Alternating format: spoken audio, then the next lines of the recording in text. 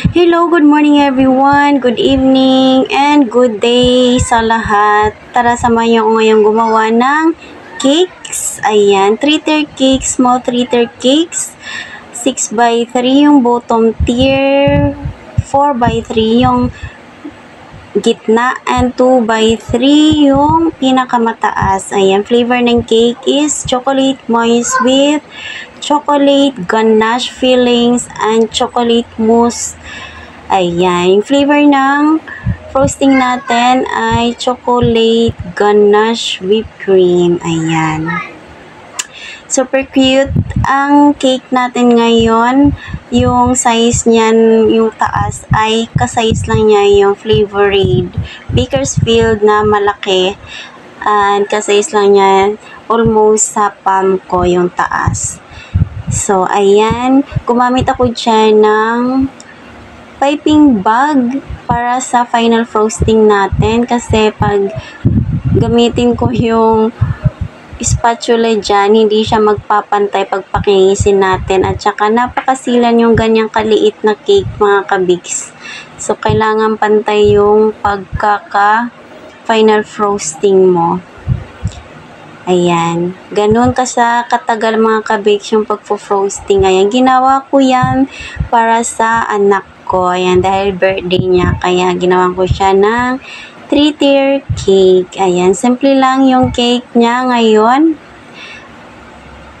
And, lalagyan din natin yan ng drips. Ayan, chocolate drips. Bali, yung chocolate drips ay mix niyan ay 1:1.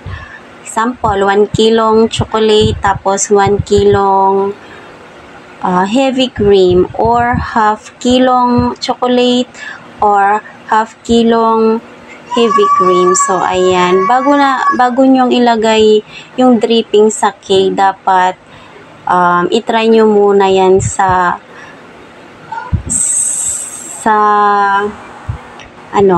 itry nyo munang i-drip kung maganda yung kalalabasan niya. Ayan, napapansin nyo yung drip natin, mga kabigs, ay napakakapal siya. Maganda yung drips na ganyang, yung makapal siya na parang droplets ng rain. O, diba? Kasi dapat muna i-try natin yung drips natin. Kasi yung ibang drips, pag ilagay na natin sa cake, ayan, napaka-thin na siya, pangit siya tingnan, hindi siya nagdi-drips ng maganda. So, ayan, dapat palamigin nyo muna yung chocolate drips nyo. Ayan, para maganda yung outcome pang ilagay na natin sa cake yung mga drips. Ayan na. Kita nyo naman, ang ganda-ganda ng pagka-drips ng chocolate drips natin. O, diba? Pure chocolate yan na may halong heavy whipping cream. At, ayan na nga, tapos na tayong mag-drips and we're ready to put na yung final decoration natin. Chan-charan, chan-chan-chan-chan, yeah! O, ayan, dahil nagre-reels tayo, kinain na tayo ng reels na yan, pasayaw-sayaw pa si Inday dyan, at hindi nasisira yung cake ko kahit sumasayaw po ako dyan. At, ayan, ilalagay na natin yung final decoration toppings natin sa cake, which is strawberry. Ayan, napapansin yung strawberry natin, mga kabigs, medyo shiny siya. Shiny nga siya kasi nilagyan ko yan ng glucose. Ayan yung technique sa mga fruits.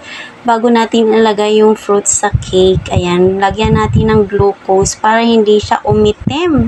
Umiitim yung mga fruits, mga kabigs, pag hindi natin nalalagyan ng glucose. Papangit siya kinabukasan yan. At nilagyan ko din ng mga stick para hindi siya malaglag yung mga fruits. So, charan! And here is na the outcome of our cake. O, diba? Maganda siya. Maganda ba siya, mga kabigs? Pwede na ba yan yung 1.5? pwedeng-pwede na, napakamahal kaya ng fruits na strawberry. O, di ba? Tapos may mga chocolate pa. O, asan ka